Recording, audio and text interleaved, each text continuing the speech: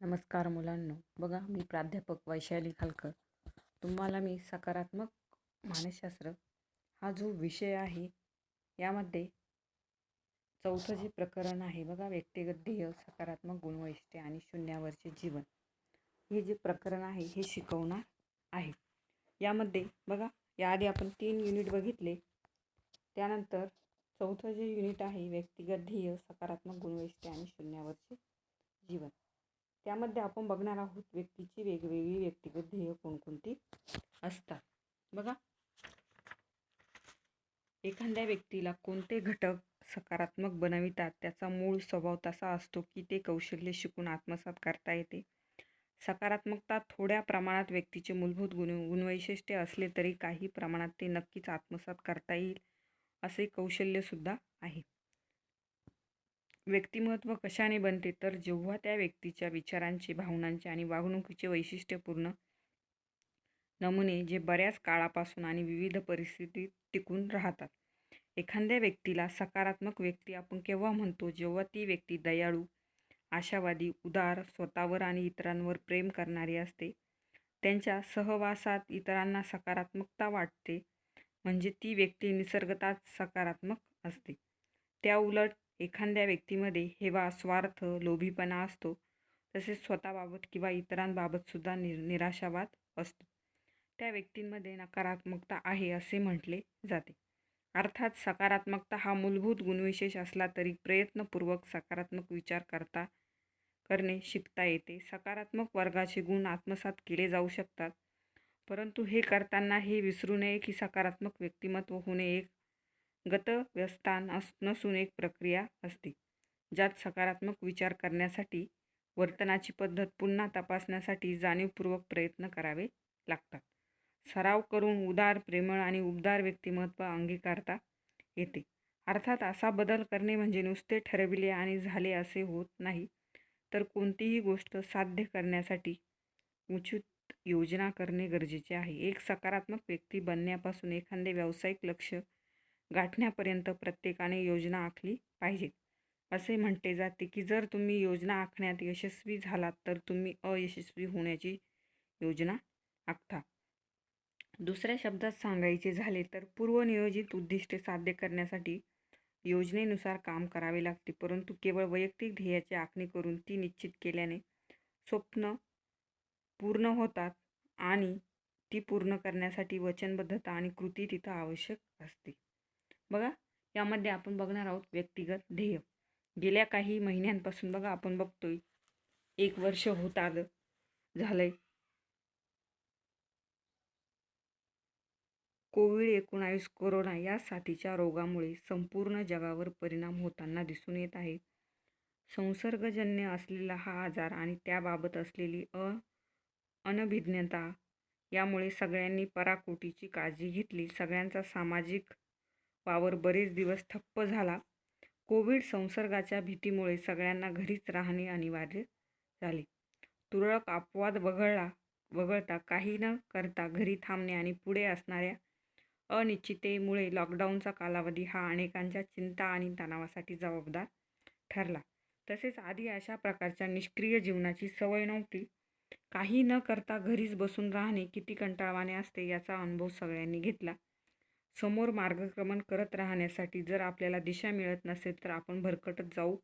त्याचप्रमाणे आपल्याला काय गाठायचे आहे याबाबत सुस्पष्टता नसेल तर केले जाणारे प्रयत्न निष्फळच होतील. बघा, उदाहरणासह सांगायचे झाल्यास समजा तुमच्या कॉलेजने तुम्हाला सांगितले की यावर्षी कोणतीही परीक्षा घेतली जाणार नाही आणि तेव्हा तुम्हाला अभ्यासासाठी पूर्वी इतकी इच्छा आणि उत्साह तिथं राहणार नाही आणि कदाचित याचा अर्थ आपल्याला पुढे जाण्यासाठी, प्रगती करण्यासाठी ठोस कारण हवे असते. म्हणजेच आपल्यासमोर जर सुनिश्चित ध्येय असेल तर आपले वर्तन संरचित होईल यात शंका नाही. तसेच जेव्हा भविष्यासाठी काही ठोस योजना तयार असते त्यावेळी व्यक्तीला ताण आणि चिंताग्रस्तपणासुद्धा कमी जाणवतो, कारण मनाला एक प्रकारे भविष्याबद्दल कमी जाणवत असते. त्याचप्रकारे व्यक्तिगत ध्येय आपल्या वर्तनाचे कारण देखील स्पष्ट करतात. बघा, उदाहरणार्थ सध्या हे पुस्तक तुम्ही वाचत आहात कारण पदवी संपादन करण्याचे ध्येय तुम्ही ठरवले आहे आणि जर त्या ध्येयाच्या दिशेने तुम्हाला वाटचाल केली तर ते ध्येय गाठण्यात तुम्ही यशस्वी व्हाल यात शंका नाही. कारण ध्येयामुळे आपल्याला जणू काही आपण भविष्यासाठी तयार केलेल्या योजना यशस्वी होणार आहेत अशी सूचना मिळते. आणि दुसऱ्या शब्दात असे म्हटले जाऊ शकते की जर एखादे मोठे यश मिळवायचे असेल किंवा कामगिरी फत्ते करायची असेल तर सुनिश्चित व्यक्तिगत ध्येय त्यांची यशाची खात्री देऊ शकतात. ध्येय निश्चिती किंवा व्यक्तिगत ध्येय या अभ्यासाचे प्रणेते एडविन लॉक यांना असे आढळले की ज्या लोकांकडे अत्यंत महत्त्वाकांक्षी उद्दिष्ट आहेत त्यांची कामगिरी यशस्वी होण्याचे ध्येय प्राप्तीचे प्रमाण तसे न करणाऱ्या लोकांपेक्षा खूप जास्त आहे. मानवी वर्तनाची कारणमीमांसा अधिक स्पष्टपणे करण्यासाठी तसेच ध्येय आणि जीवन संघर्ष याचा काय संबंध आहे हे जाणून घेण्यासाठी ऑस्टिन वेविकर, रॉबर्ट इमॉन्स, जिरकल आणि कटर अशा अनेक संशोधकांनी योगदान दिले आहे. इमॉन्स आणि किंग 1988 यांच्या मते ध्येयाची सुनिश्चितता नसल्याने निर्णय प्रक्रियेला अडथळा येऊ शकतो. अर्थातच समस्या सोडवणे, संघर्ष कमी करणे यावर त्याचा परिणाम होतो आणि साहजिकच नकारात्मक भावना, औदासीन्य, ताणतणाव वाढीस लागतात. तसेच व्यक्तिगत ध्येयाची आखणी करताना व्यक्ती स्वसामर्थ्य, उपलब्धता इत्यादींचा वास्तव विचार करत असते. अवास्तव अपेक्षा न बाळगल्याने ते अपयशाने खचून जात नाही आणि जीवनात अधिक आनंदी असतात.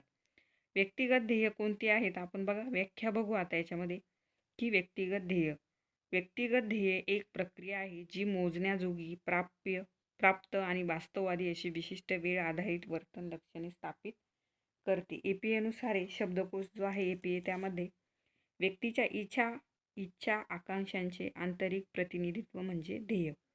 व्यक्तिगत ध्येय म्हणजे सकारात्मक जीवनाचा झरा आहे असं इमॉन्स यांचं मत आहे. रॉबर्ट इमॉन्स यांनी केलेले हे वर्णन असे दर्शविते की योजना आखणे आणि ध्येय निश्चित करणे याचा व्यक्तीच्या आनंद आणि खुशालीसोबत जवळचा संबंध आहे. चला तर मग व्यक्तिगत ध्येयांबद्दल अधिक जाणून घेऊ. बघा, यामध्ये व्यक्तिगत ध्येय ठरविण्याचे महत्त्व काय आहे. व्यक्तिगत ध्येय ठरविण्याचे मुख्य कारण स्वयंनियमन आणि वर्तन बदल करणे हे होय. ध्येय निश्चित करणे आणि त्याचा पाठपुरावा करणे यामुळे व्यक्तीची प्रगती होते, तसेच त्याने जीवनाला अर्थ देखील मिळतो. याचा प्रचंड फायदा वैयक्तिक विकासासह उद्योग, शिक्षण, क्रीडा आणि आरोग्य सेवांमध्येही होतो. करोलीच्या म्हणण्यानुसार लक्ष्य वेगवेगळ्या प्रकारे दर्शवले जाऊ शकतात.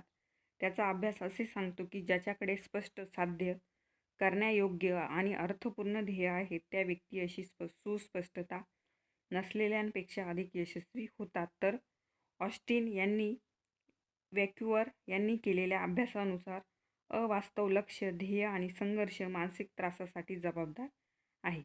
उदाहरणार्थ, जी व्यक्ती परिपूर्णतेचा ध्यास धरते ती व्यक्ती स्वतःसाठी अत्यंत कठोर ध्येय ठेवते आणि जे गाठायचे आहे ते निर्दोष असले पाहिजेत अशी अपेक्षा करते.